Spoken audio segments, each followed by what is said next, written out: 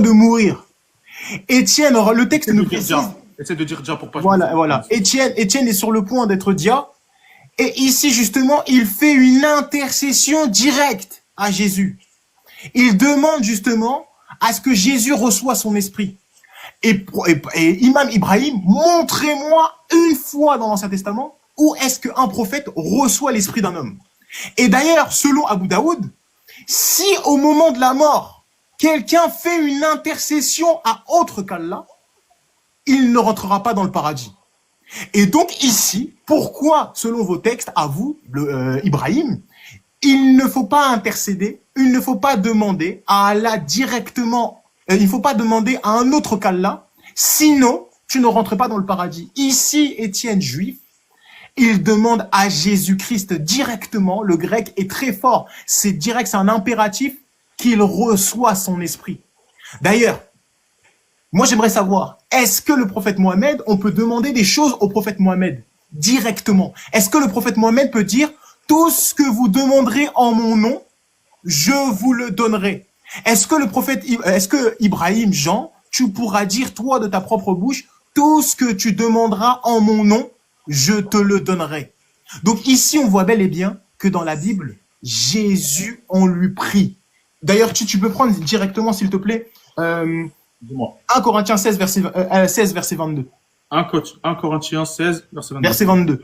Bien sûr, 1 Corinthiens 16, verset 22. On y va. Alors, 1 Corinthiens 16, verset 22. On y va.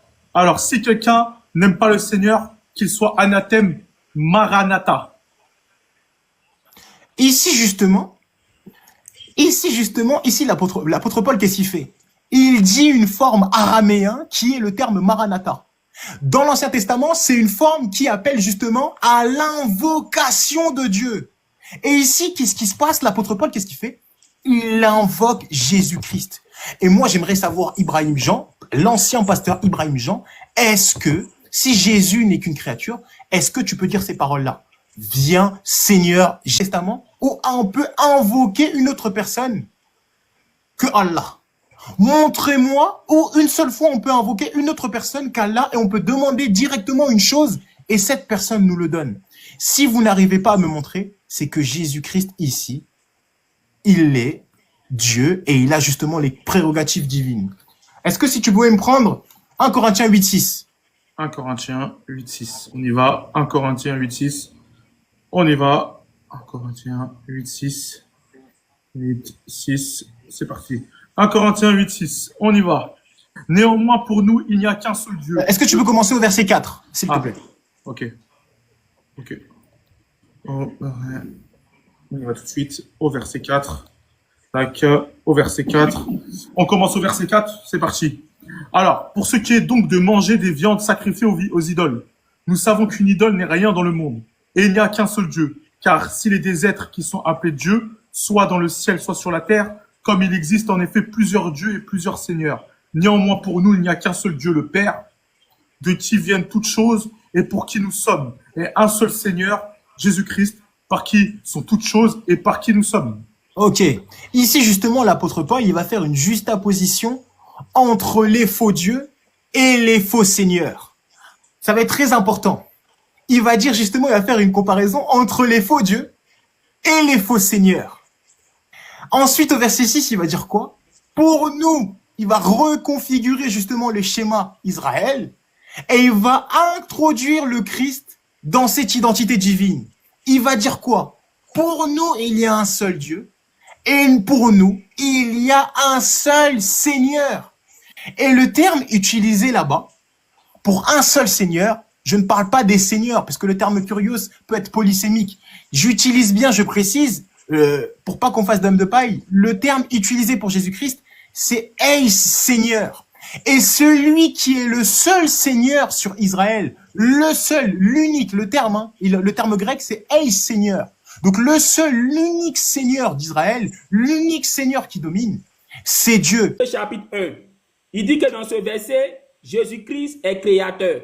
Mais tu vois, bien aimé, tu n'as pas lu le verset 2 de Hébreux chapitre 1. Il est dit que le Père a créé le monde par le Fils. Écoute bien, le Père a créé le monde par le Fils. Qui crée? C'est le Père. Mais il crée comment? Par le Fils.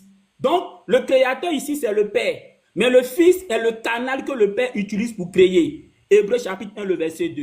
Le Père créa le monde par le Fils. C'est du français. Tu comprends un peu, non? C'est comme on peut dire, Ibrahim a construit sa maison par les maçons. Qui a construit? C'est moi. Mais j'ai utilisé quel canal? Les maçons. Ici, on dit, le Père créa le monde par le Fils. Hébreux chapitre 1, le verset 2. Donc, c'est le Père qui crée. Mais comment? Par le Fils. Donc, ici, le Fils est un canal. Toujours en Hébreux chapitre 1, le verset 9. Ici, c'est le Père qui s'adresse au Fils. Il dit au Fils, oh Dieu. Donc, le Père appelle le Fils Dieu, mais il ne s'arrête pas là. Il dit, oh Dieu, ton Dieu t'a oint.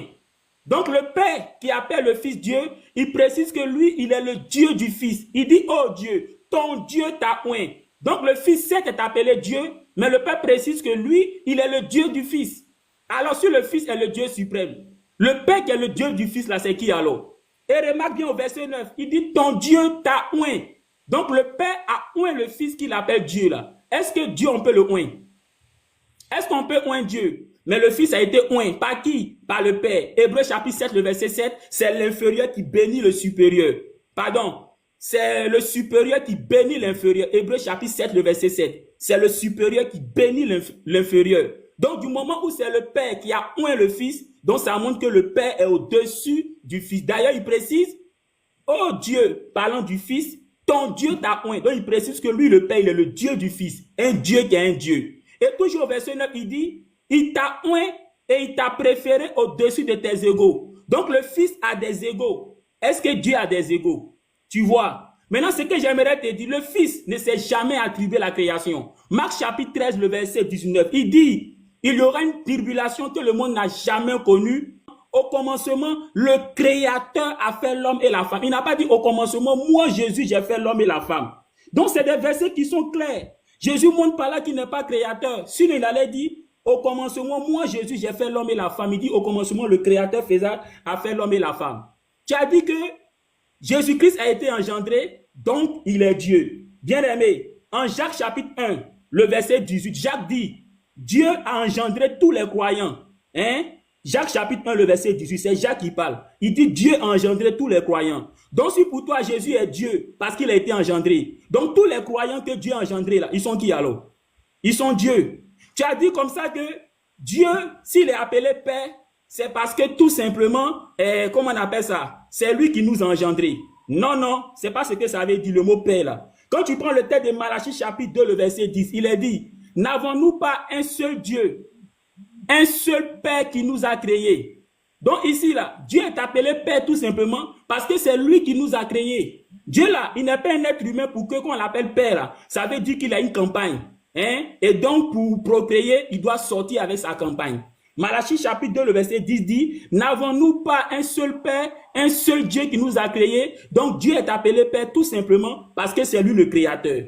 Et tu as touché au texte de Proverbes chapitre 8.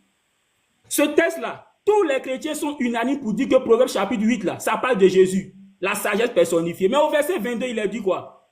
Que Jésus parle en disant, l'Éternel m'a créé la première de ses œuvres. Donc il dit que c'est Dieu qui l'a créé. Est-ce qu'on peut créer Dieu? Maintenant, Jésus-Christ que Dieu a créé là, le Dieu qui l'a créé là, c'est qui? Tu vois, tu as cité Jean chapitre 1, le verset 1. Au commencement était la parole était avec Dieu.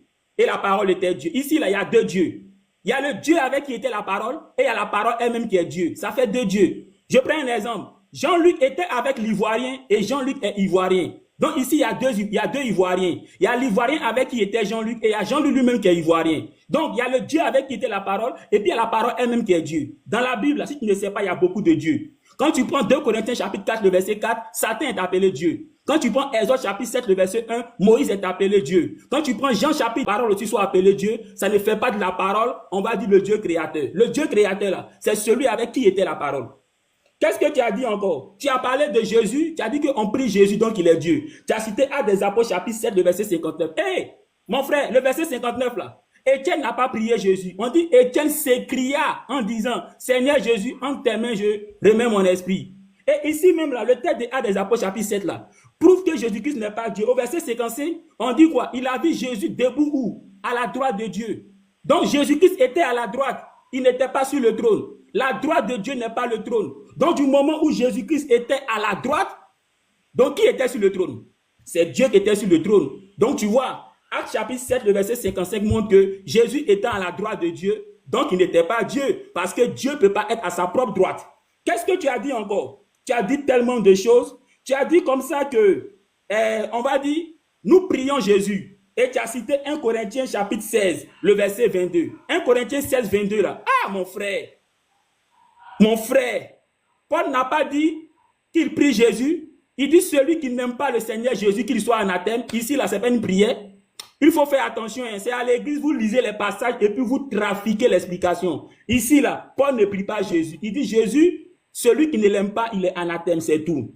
Quand tu prends le texte de Luc chapitre 11, le verset 1 à 2, Jésus priait. Et puis un de ses disciples s'est approché de lui en lui disant, Maître, apprends-nous à prier.